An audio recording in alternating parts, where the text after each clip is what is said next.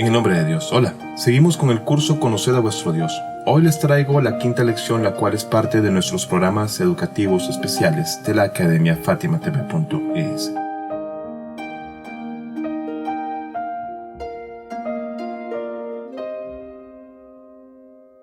Seguimos con las preguntas para iniciar nuestros cursos.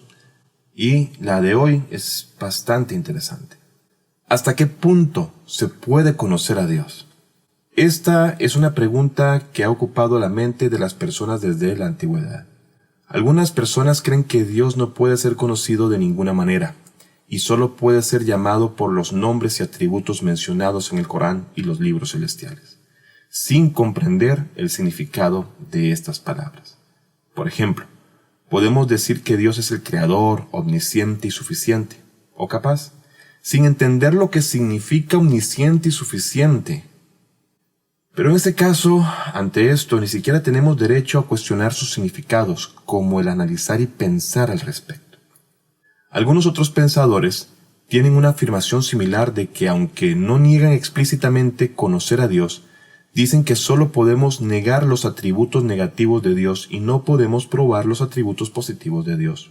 Por ejemplo, no es posible decir que Dios es omnisciente y conocedor, más bien debe decirse que no es un ignorante. Por otro lado, algunos otros creen que incluso se puede conocer la esencia de Dios. Cada uno de estos grupos ha traído sus propias pruebas, pero es importante saber lo que el Corán, el último libro sagrado, piensa al respecto.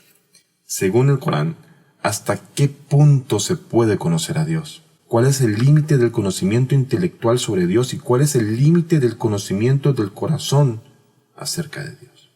El límite del conocimiento intelectual sobre Dios. Este es un tema que voy a arrancar en este momento y que creo que es importante que prestemos atención. Me refiero a la comprensión intelectual de Dios y sus atributos, significando esto la comprensión intelectual de los conceptos generales que se pueden aplicar a Dios, no la comprensión de la certeza de su naturaleza y atributos. Al observar detenidamente los versos sobre la posibilidad del conocimiento de Dios, encontramos que en el Corán presenta una explicación al respecto, cuyo significado es comprensible para las personas y se espera que el oyente lo entienda y lo acepte. No es el caso que Dios solo use palabras acerca de sí mismo en el Corán y diga que debes usar esas palabras y no prestar atención a su significado. La existencia de un gran número de versos del Corán en los que se habla de los atributos de Dios, así como el mandato general del Corán de pensar y deliberar en estos versos, despeja cualquier duda de que los seres humanos deben ser capaces de comprender plenamente esos atributos. De lo contrario, la existencia de un número tan grande de versos del Corán será en vano. Por ejemplo, cuando Dios en el capítulo del Corán 67, versículo 14 dice: أعوذ بالله من الشيطان الرجيم بسم الله الرحمن الرحيم ألا يعلم من خلق وهو اللطيف الخبير. ¿No vas a saber quién ha creado? Él, que es el sutil y el bien informado. De hecho, Dios pregunta a la conciencia y al intelecto de las personas: ¿acaso el que creó este mundo no tiene conocimiento? O cuando Dios dice en la Sura 2, aleya 231: وَاعْلَمُوا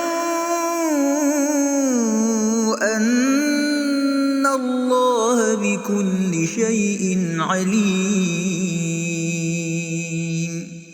Y sabed que Dios es omnisciente. ¿Qué quiere decir Dios con estas frases? En estos versículos, ¿ha querido Dios otorgarnos un significado científico o analítico que no entendemos en absoluto? ¿Y es acaso que solo porque dijo que tiene conocimiento, podemos aseverar que entonces tiene conocimiento? ¿O es el significado del conocimiento lo opuesto a la ignorancia que entendemos?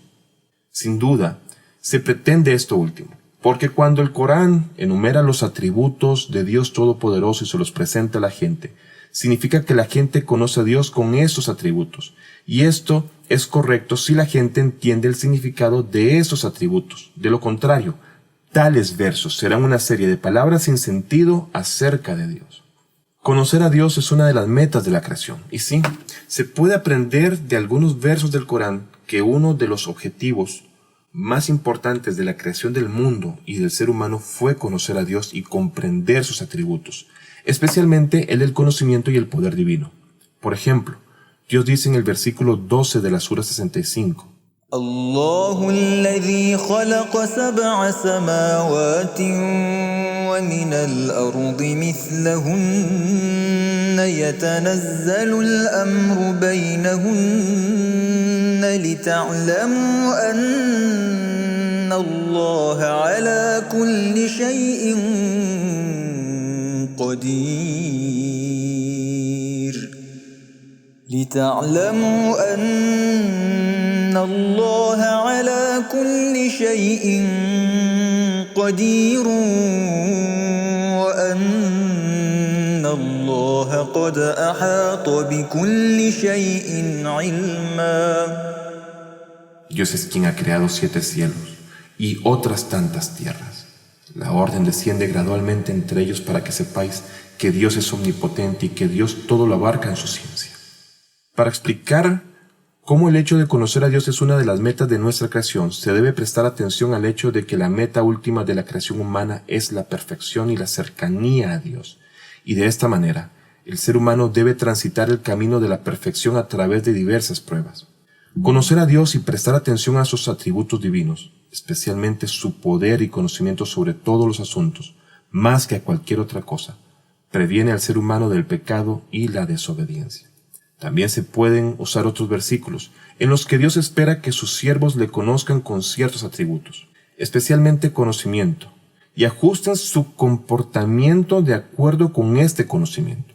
Por ejemplo, en el versículo 14 de la Sura 96 dice: ألم يعلم بأن الله يرى. ¿No sabe que Dios ve? Está muy claro que Dios espera que su audiencia en este versículo preste atención a su conocimiento en relación a su comportamiento y eviten la rebelión. Hasta ahora hemos probado el principio de que los atributos de Dios son comprensibles desde el punto de vista del Corán, pero debemos decir que este conocimiento intelectual se limita al concepto de esos atributos, pero no podemos conocer todos sus ejemplos y testigos. Supongamos que podemos escuchar una onda de sonido y a cierta frecuencia, pero podemos imaginar una onda cuya frecuencia sea mayor o menor que este límite en nuestra mente. Además, la frecuencia de las luces que vemos es igualmente, hasta cierto punto, limitado y no entendemos si es mayor o menor, como las ondas ultravioleta o infrarrojas. Pero de todos modos hay una luz o una onda cuya frecuencia es menor o mayor que esta si entendemos su significado, aunque no veamos ni escuchemos su ejemplo o se materialice frente a nosotros. Onda o frecuencia no es un concepto desconocido, pero el ejemplo de este concepto nos es desconocido porque nuestra vista no tiene la capacidad de entenderlo y nuestro oído no tiene la capacidad de escuchar tal sonido. Pero el concepto es el mismo sin cambio. Lo mismo ocurre con los atributos de Dios.